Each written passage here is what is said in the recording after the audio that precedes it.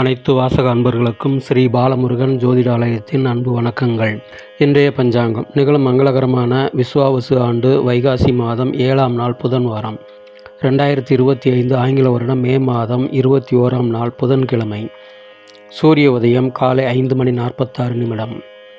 திதி அதிகாலை 12:43 வரை அஷ்டமி, பின்பு இரவு 10:59 வரை நவமி, பின்பு தசமி. நட்சத்திரம் பிற்பகல் 2:57 வரை சதயம், பின்பு பூரட்டாதி. யோகம் இரவு 8:56 வரை வைத்திருதி, பின்பு விஷ்கம்பம்.